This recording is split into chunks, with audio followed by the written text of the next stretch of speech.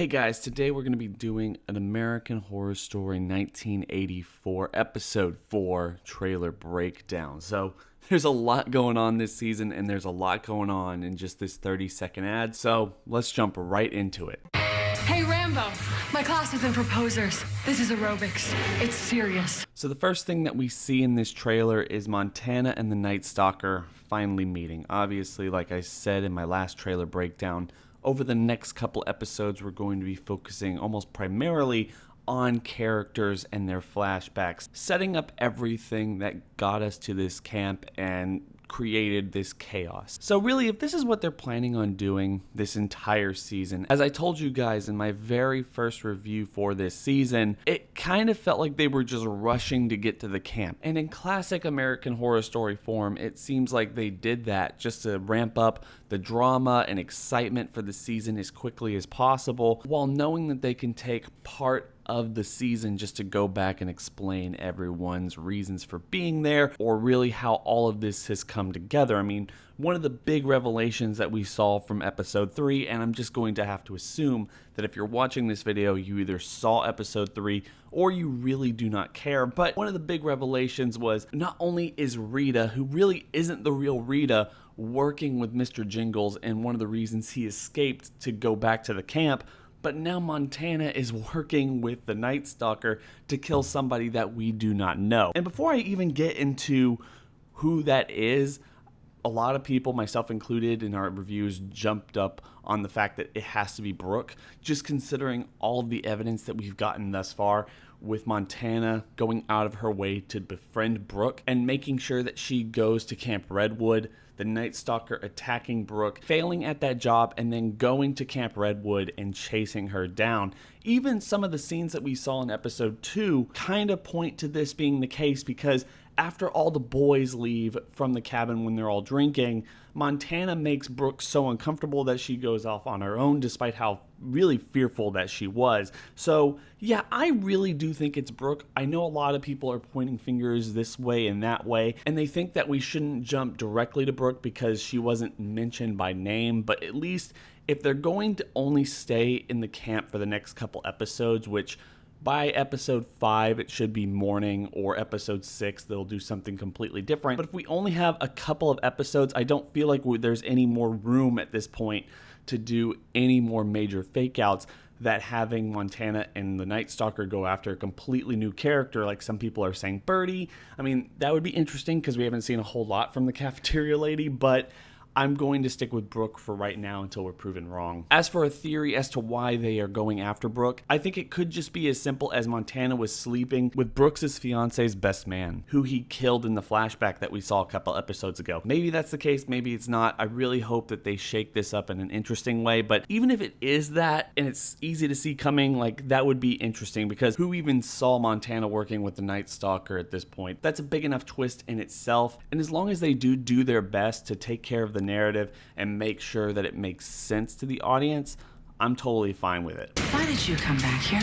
Finish what I started. Okay, so I can't be the only one. I know a lot of people have been talking about this. I have as well. Every single episode review that I've done thus far, the concept that Mr. Jingles killed all of those kids back in 1970 just doesn't sit right with me. And this last episode kind of pushed that a little bit further. Yes, I'm willing to believe that Mr. Jingles is mentally deranged. I mean, we've seen him kill people in this season, but one of the things he told Rita, or the fake Rita, during their interview was he didn't remember killing all those kids in 1970, and everyone told him that he did. Everyone told him that he was a monster, so maybe that made him a monster, and that's one of the reasons that he went back to the camp and he picked up the Mr. Jingles persona in order to kill people. I do believe still that it's Margaret, but it could be someone that we're not anticipating. I mean, it really could be Birdie for all we know, which would be a little bit interesting, and there's something in this episode preview that I really do think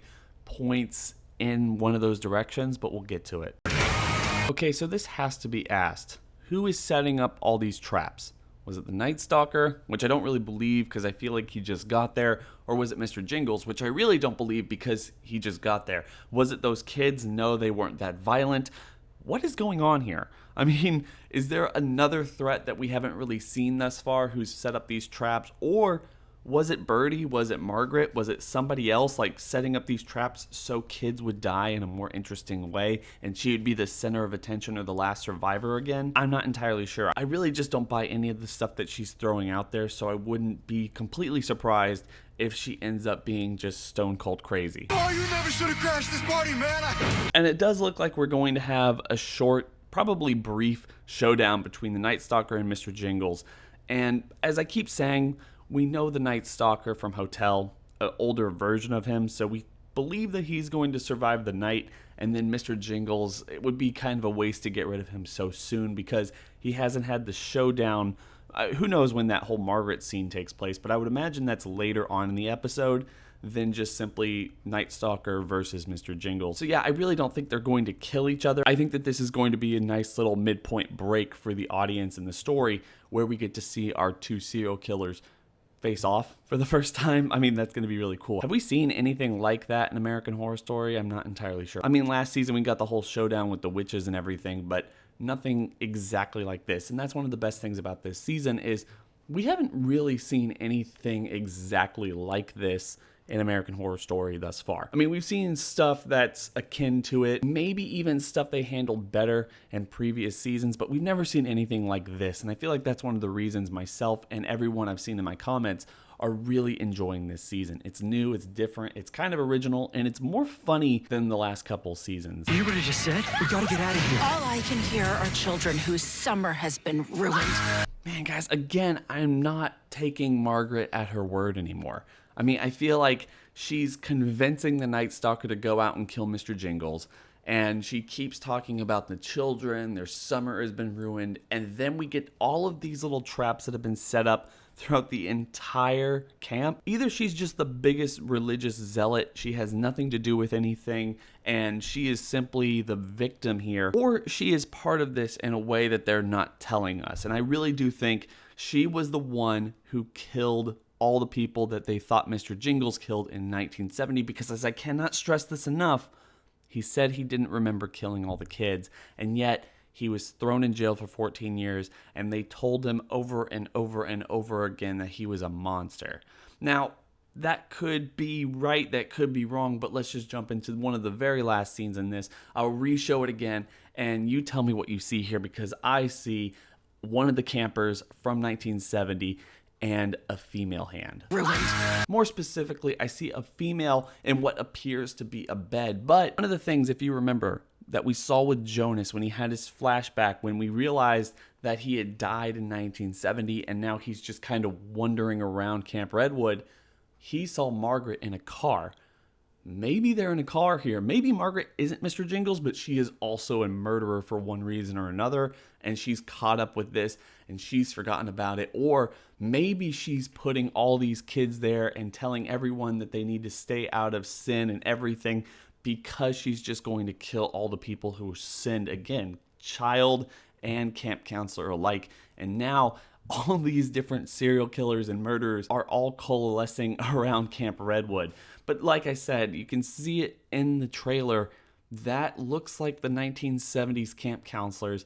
That looks like a female hand. Is it Margaret? Is it Birdie? We're not entirely sure, but hopefully in this episode we get a couple of answers. Birdie, kitchen's closed, hon. Now so you're looking for a little midnight snack. And again, just finally, as I keep saying, you need funny moments like that. I don't really know what Birdie has to do with any of this season. I don't know how they're going to use her. I don't know if she's just going to be used purely for comedic relief or if she has a broader purpose for this story. But I just wanted to take a couple of seconds just to kind of reiterate my theory. What if Birdie, what if Margaret, what if them working together had something to do with 1970?